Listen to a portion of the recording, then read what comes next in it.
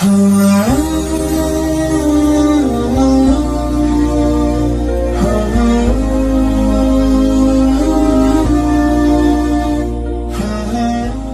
ibu-ibu biasa kalau marah sama anaknya kan keluar sumpah-sumpahnya tidak enak. Kurang ajar, setan. Nah bilang anaknya, bleh. Masa anaknya dibilangi setan? Kurang ajar, kambing. Bleh. Jadi ibu kalau marah sama anaknya boleh marah tapi jangan keluar sumpah yang jelek-jelek. Boleh keras suara tapi sumpahnya yang bagus-bagus. Ih, anak saya kurang ajar betul. Mudah-mudahan kau jadi ustadz seperti Dasat Latif. Boleh sumpah seperti itu. Mudah-mudahan kau jadi dokter yang soleh. Sumpah seperti itu. Jangan sumpah yang tidak enak. Kurang ajar. Mudah-mudahan nak tabrak kau beca. Betul lah beca. Islam dirimu, lahir Islam, khitan Islam, akad nikah Islam, tapi belum tentu kau mati dalam keadaan Islam, bos. KTP-mu Islam, tapi belum tentu kau mati dalam keadaan Islam. Ayat ini tiap Jumat dibacakan. Tidak sah khutbah Jumat kalau tidak dibaca ayat ini. Jangan kamu mati illa kecuali wa antum muslimun, dalam keadaan beragama Islam. Berarti ada orang Islam matinya kafir. Siapa mereka? Insya Allah kita tidak akan mati dalam keadaan lagi sabung ayam, judi, sabung ayam. Tiba-tiba digrebek sama kapolsek, dikejar sama polisi, lari tembak peringatan, pak, masih lari tembak lagi, pak, masih lari tembak lagi, pak, 3 kali tembak peringatan, masih lari, ditembak kakinya, tung, kakinya ditembak, kepalanya dikena. Polisi India. Insya Allah kita tidak akan mati dalam keadaan berjudi. Tapi yang bisa membuat kita mati dalam keadaan kafir apa? Mulut. Habis mabuk, lempox, campur lem tikus, beleng-beleng. Bayangkan lempox dan campur lem tikus. Saya bilang campur kau juga lem Korea, ndak bisa terbuka mulutmu dong.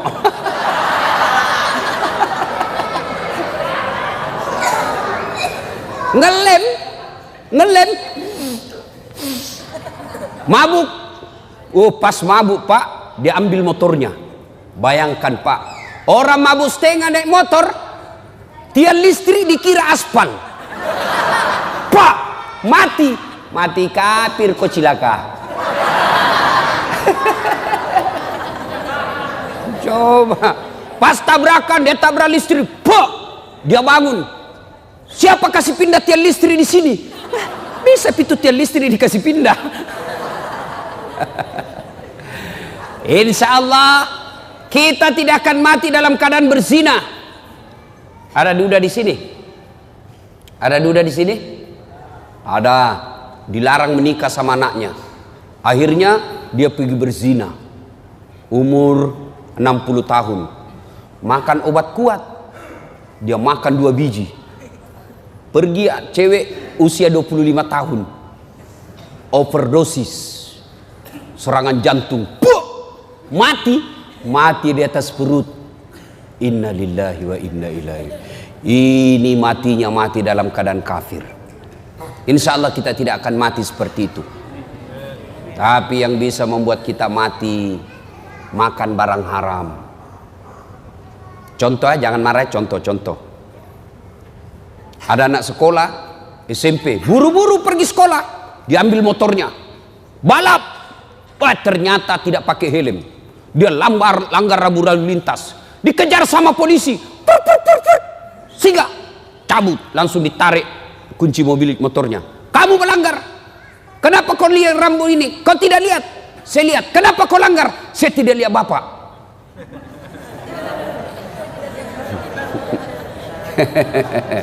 Tell me lagi ini adik-adik, aduh telat mikir.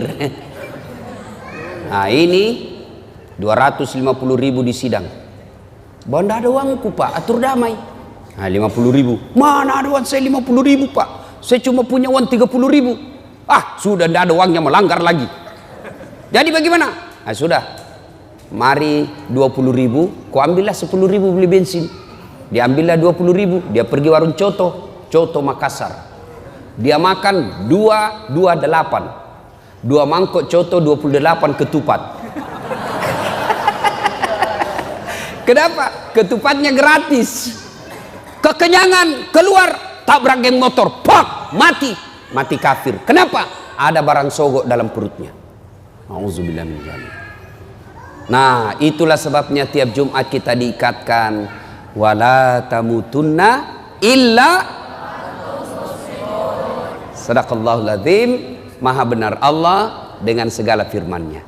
Ibu bapak, saudara-saudara sekalian, teristimewa yang kita muliakan, guru kita, ustadz kita, guru Hafiz, saya belum sempat kenalan namanya, Al-Mukarram Sayyid Muhammad, yang sama-sama kita muliakan dan mudah-mudahan dirahmati oleh Allah Subhanahu wa taala.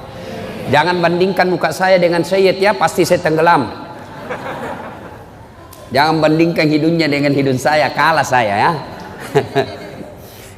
Ibu bapak, saudara-saudara sekalian, dalam Al-Quran ada 3 perintah Allah yang sifatnya serangkai. Adik-adik ada yang tahu? Saya ulang, dalam Al-Quran ada 3 perintah Allah. Berapa? 3. Serangkai. Artinya tidak diterima perintah yang satu apabila rangkaiannya tidak dilaksanakan. Dia harus dilakukan bersamaan. Ada yang tahu adik-adik? Saya kasih hadiah. Ada yang tahu? Perintah yang pertama, dengar baik-baik. Perintah serangkai yang pertama, atiullaha wa atiur rasul. Taatlah engkau kepada Allah dan taat kepada Rasulnya. Artinya taat kepada Allah, sholatnya baik, zakatnya baik, tapi mengkhianati Nabi, tidak mengakui Muhammad sebagai Nabi, maka taatnya kepada Allah ditolak. Sebaliknya, taat kepada Rasul, Senin Kamis lancar, tahajud tiap malam, tapi tidak bagus akidahnya kepada Allah, taatnya kepada Rasul ditolak. Yang kedua, perintah serangkai yang kedua, ada yang tahu? Ada yang tahu? Ayo saya kasih hadiah kalau ada yang tahu. Yang kedua, aqimis shalah wa atus zakat. Dirikan solat, tetongangi sampajange, pasui sekemu. Tahu artinya itu? Ini bahasa Paris, Pare-Pare dan sekitarnya. Perintah serangkai yang kedua, dirikan solat, tunaikan zakat.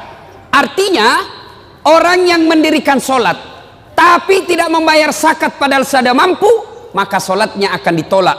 Sebaliknya, orang yang bayar zakat, zakat harta dia tunaikan, zakat fitrah dia bayar, tapi tidak solat, zakatnya akan sia-sia. Perintah serangkai yang ketiga, ada yang tahu? Ada yang tahu? Ada?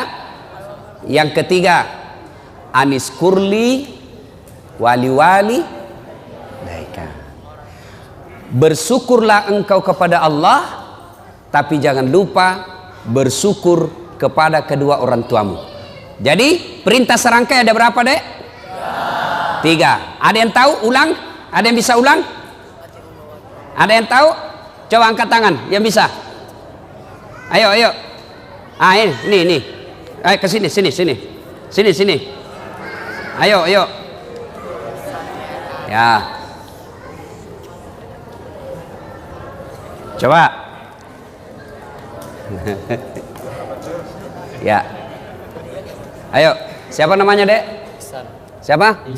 Ah, sebelum menjawab pertanyaan tadi, pertanyaan passwordnya. Siapa namanya neneknya Ustadz Dasad?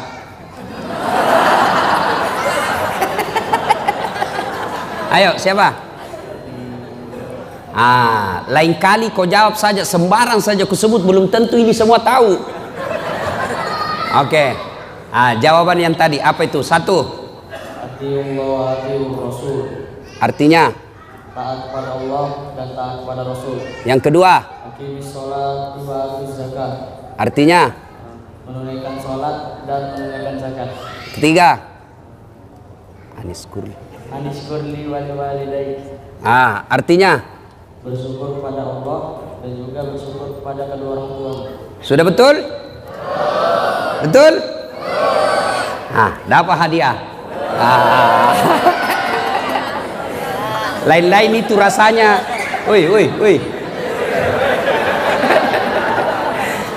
Dek, beda itu rasanya uang Kapolres dengan uang Ustadz. Beda rasanya ya. Insyaallah. Nah, berkaitan dengan 3 perintah ini, ayo. Berkaitan dengan 3 perintah ini, maka saya akan membahas yang ketiga. Aniskurli wali. Bersyukur kepada Allah dan bersyukur pula kepada kedua orang tuamu. Artinya, ada anak remaja hitam jidatnya gara-gara sholat, hafal Quran, Senin Kamis dia puasa, tiap malam dia tahajud, malam Jumat dia itikaf di masjid, kemudian membersihkan masjid, ikut ngajar ngaji di masjid, tapi durhaka kepada kedua orang tuanya. Bapaknya dia hianati, ibunya dia keluarkan air matanya. Kata Nabi, demi Allah, jangankan masuk sorga, baunya sorga diharamkan bagimu. Nah, adik-adik sekalian, saya ingin menyampaikan beberapa kisah anak durhaka. Satu, ada pemuda pak, bagus agamanya, ibadah saja kerjanya, bagus amalnya, akhlaknya baik. Apa dosanya Jurais sehingga dihukum Allah? Suatu ketika lagi sholat sunnah, Allahu Akbar, dipanggil sama ibunya, Jurais, Jurais sini kamu. Bingung Jurais, saya sholat atau jawab panggilannya ibuku. Dipanggil kedua kalinya ibunya, Jurais, sini kamu. Jurais tidak menjawab, bingung, saya lanjutkan atau saya sholat. Akhirnya apa? Dipanggil 3 kalinya, Jurais, sini kamu. Tidak menjawab. Ibunya pun tidak tahu kalau Jurais lagi sholat. Marah ibunya lalu bersumpah. Marah ibunya dan bersumpah, ya Allah, setengah mati aku hamilkan. Ibu-ibu masih ingat waktu hamil? Masih ingat? Bu, halo ibu, masih ingat waktu hamil? Enak enggak? Oh, itu ibu-ibu hamil pak, enggak ada enaknya. Jalan setengah mati, duduk setengah mati, tidur sebelah kanan nyamping sesak napas, nyamping kiri poso. Satu saja gayanya kalau sudah hamil, gaya pasrah. Coba dia bilang ibunya, Jurais, setengah mati ku hamilkan, setengah mati ku lahirkan. Ibu-ibu masih ingat waktu melahirkan? Ada ndak ibu-ibu melahirkan senyum? Ada ibu-ibu melahirkan keluar kona, tidak, pasti setengah mati.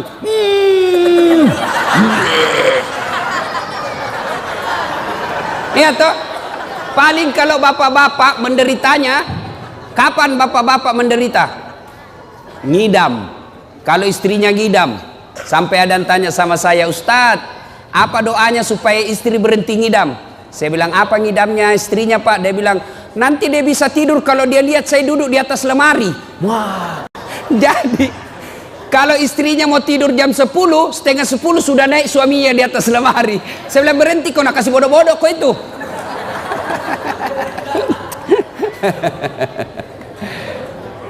Dia bilang ibunya, Jurais, setengah mati aku hamilkan, setengah mati aku lahirkan. Masa saya panggil dia tidak jawab? Ya Allah. Keluar sumpahnya ibunya Jurais, jangan mati Jurais sebelum ketemu orang jahat.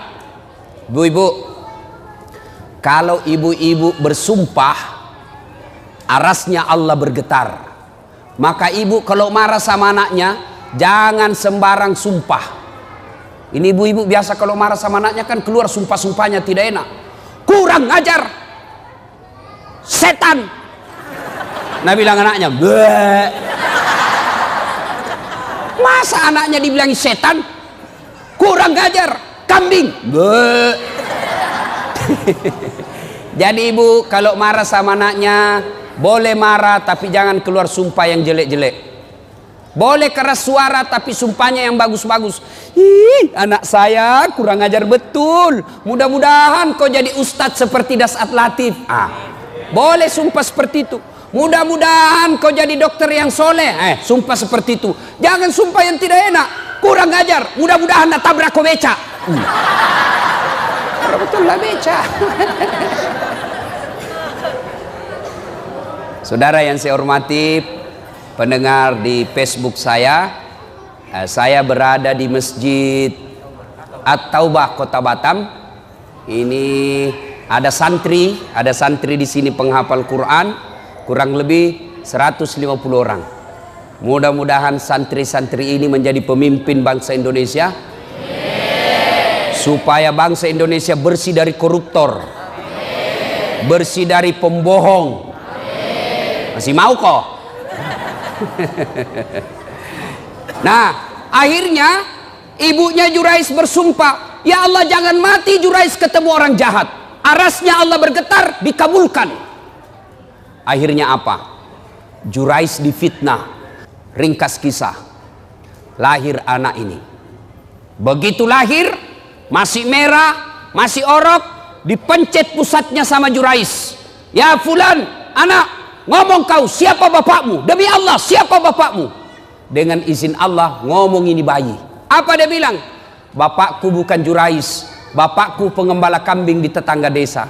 Apa dia bilang Jurais? "Ku bilang memang bukan saya." Akhirnya Jurais bebas dari tuduhan itu. Coba adik-adik sekalian, Jurais, pemuda yang taat beribadah, dihukum oleh Allah gara-gara apa? Ibunya lagi memanggil dan ibunya pun tidak tahu anaknya lagi sholat. Itulah sebabnya ada 11 kewajiban anak kepada orang tua. Satu diantaranya adalah menjawab panggilannya. "Ustadz, bagaimana kalau kita lagi sholat Ustadz, dipanggil sama ibu?" Maka kalau dia laki-laki, misal baco, orang Bugis itu kalau anak laki-laki baco, kalau perempuan ece. Banyak orang Bugis di sini? Banyak. Jago ini orang Bugis Pak. Kemana-mana saya ketemu orang Bugis. Saya ke Pulau Kijang, banyak orang Bugis. Saya ke Guntung, banyak juga orang Bugis. Saya pergi pelosok Kalimantan Timur, ketemu banyak juga orang Bugis. Saya pergi Singapura, ada Bugis Street. Saya pergi Sabah Sarawak, banyak juga orang Bugis. Begitu saya masuk penjara, banyak juga orang Bugis. Penceramah juga malam ini orang Bugis juga. Ibu bapak saudara-saudara sekalian, Jurais dihukum oleh Allah gara-gara apa? Dipanggil ibunya dia tidak menjawab padahal dia lagi sholat. Nah itu. Nah, kisah kedua anak durhaka, namanya Alqamah. Alqamah ini bagus sekali agamanya. Di mana Nabi dakwah, di belakangnya ada Alqamah. Di mana Nabi berjamaah, di belakang ada Alqamah. Tapi anehnya, ketika sakaratil maut tidak bisa mengucapkan 2 kalimat syahadat.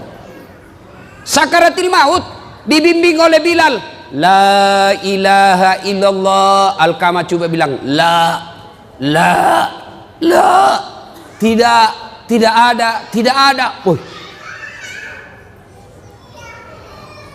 Akhirnya Bilal lapor sama Nabi, "Ya Rasulullah, Alqamah sakaratil maut tidak bisa mengucapkan 2 kalimat syahadat. Tolong Anda doakan." Nabi heran, kok bisa? Alqamah kan baik agamanya, dia selalu berjamaah, dia selalu ikut pengajian, bagus bacaan, kok bisa? Didoakan oleh Nabi, tetap tidak bisa. Akhirnya Nabi punya kesimpulan, pasti ada dosanya besar ini anak. Kau cari bapaknya. Bapaknya ternyata sudah meninggal. Cari ibunya, ketemu. Bilal berkata, "Bu, mohon maaf, anak ibu si Alqamah sakaratil maut tidak bisa syahadat. Mungkin ada dosanya sama ibu." Apa kata ibunya? Dia dapat sudah itu. Kurang ngajar itu anak. Setengah mati aku lahirkan, setengah mati aku hamilkan, setengah mati aku susui, setengah mati aku besarkan. Setelah ada istrinya, lebih sayang istrinya daripada saya. Disampaikanlah kejadian ini kepada Nabi. Nabi lalu bersabda, "Waduh, malopo dosa ana Alqamah. Dek nana salama ya tuan nana, macilakai." Katanya, besar dosanya ini Alqamah, tidak selamat dia. Panggil ibunya, panggil ibunya, atau saya yang datang sama dia. Panggil ibunya datang. Nabi bersabda, "Bu, lihat anaknya, dia tidak bisa syahadat, tidak selamat kalau tidak dimaafkan sama ibu." Dia bilang ibunya, "Biar saja, dia rasa supaya kurang ngajar itu anak." Kata Nabi, "Bu, kalau begitu lebih baik saya bakar api dunia daripada apinya neraka yang bakar. Karena kalau api dunia masih ringan dibanding api neraka." Kata Nabi, "Lebih baik saya bakar api dunia daripada apinya neraka." Ibunya katakan, "Silahkan." Nabi perintah, kumpulkan kayu. Kumpul kayu, nyala besar. Lalu Nabi tanya ibunya, "Ibu betul tidak memaafkan anaknya?" "Betul ya Rasul." "Kalau begitu angkat." Kata Nabi, "Angkat, lempar masuk ke bara api." Begitu mau dilempar masuk ke api, ibunya berteriak, "Tahan, tahan. Ya Rasulullah, jangan kau bakar anakku. Memang dia kurang ajar, memang durhaka. Tapi kedurhakaannya, kurang ajarnya tidak ada artinya ketimbang penderitaan saya menghamilkan dia 9 bulan dalam perut saya. Saya lahirkan hidup dan mati. Demi Allah, saya maafkan anakku ya Rasul. Jangan kau bakar dia." Nabi tanya, "Betul ibu maafkan anaknya?" "Betul ya Rasul." Akhirnya Nabi katakan, "Letakkan dia." Lalu diletakkan. Dengan bersusah payah akhirnya Alqamah mengucapkan, "La ilaha illallah Muhammadar Rasulullah." Meninggal. Alqamah hidup pada zaman Nabi, baik agamanya, tapi menghadapi sakaratul maut dengan tersiksa. Gara-gara apa? Durhaka sama ibunya. Nah, adik-adik sekalian, kalau durhaka sama orang tua, biar hafal Quran tidak ada bu utamanya. Tapi saya yakinnya, ini adik-adik semua nih yang hadir di sini, saya yakin masuk hafal Quran salah satu tujuannya karena ingin membahagiakan orang tua. Ya kan? Ya adek ya? Adik-adik sekalian, hafal Quran sudah dapat pahala. Diharamkan disentuh api neraka bagi mereka yang hafal Quran. Diharamkan disentuh api neraka. Yang kedua, dengan hafal Quran, maka adik-adik sekalian akan memberikan jubah ke ibunya nanti di akhirat. Ketika Dinda di akhirat kelak karena hafal Quran, maka Allah berikan hadiah kepada Dinda ini, adik-adik ini yang hafal Quran. Ambil orang tuamu masing-masing, kasih jubah kemuliaan karena engkau menghafal Quran. Maka bapak-bapak, ibu-ibu yang ada anaknya hafal Quran, bahagia bapak-bapak. Ada orang bangga kalau anaknya pintar bahasa Inggris. "Ustadz, itu tetangga saya hebat Ustadz. Masih kelas 1 SMP sudah hafal, sudah pandai bahasa Inggris. Kelas 3 dia sudah lancar bahasa Inggris." Apa hebatnya? Banyak yang pintar bahasa Inggris pak. Mana buktinya? Bapak jalan ke Inggris, anak-anak di Inggris bahasa Inggris semua pak. Betul, betul. Saya tidak main-main pak. Itu anak-anak di sana baru belajar bicara sampai pikun bahasa Inggris semua pak. Tidak tahu dia bahasa Bugis. Tidak usah, apa hebatnya pintar bahasa Inggris. Memangnya nanti kalau kita meninggal, anak kita sudah kita masuk kubur, anak berdoa, "Oh my God, please help me my mother." Tidak lah ya. Lebih baik anak kita hafal Quran. Sekarang itu anak durhaka zaman dulu. Sekarang bagaimana model anak durhaka? Jam berapa Isya Ustaz? Berapa menit lagi? 2 menit lagi. Oh sudah habis berarti. Anak durhaka abad modern. Kira-kira tahun lalu di Sulawesi Selatan ada anak usia 22 tahun.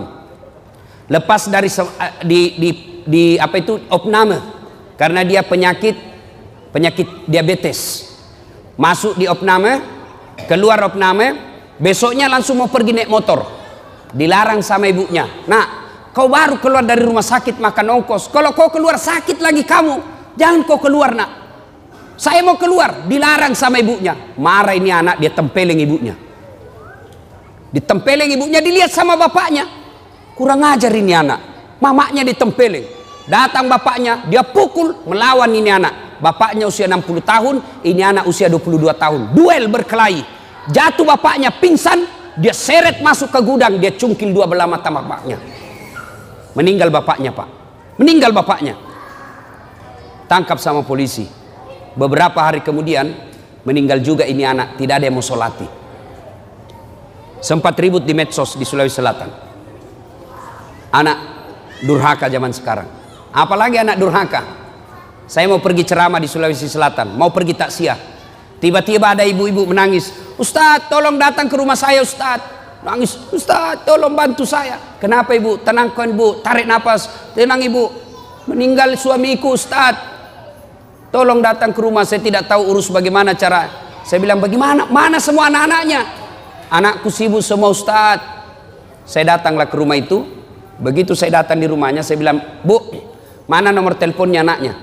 Saya minta nomor telepon anaknya, lalu saya teleponlah anaknya yang pengusaha di Samarinda, orang kaya di Kalimantan. "Tabe, Daeng, meninggal bapaknya." Apa kata ibunya, bapaknya? "Daeng, ada berita duka, meninggal bapaknya di Makassar." Apa kata anaknya? "Oh, sudah lama memang sakit itu bapakku, Ustaz." Jadi saya bilang, "Jadi bagaimana, Daeng? Ditunggu atau tidak?" Apa jawabannya? "Tidak usah ditunggu, Ustaz. Biar saya pulang tidak merubah keadaan." Jadi bagaimana? Silakan kirim SMS nomor rekeningnya Pak Ustadz. Biaya pemakaman dan pengurusan jenazah saya transfer, Ustadz saja yang ngurus. Anak durhaka, Pak. Bapak mau punya anak seperti itu? Mau punya anak seperti itu? Tentu tidak mau. Mau punya anak yang soleh dan soleha?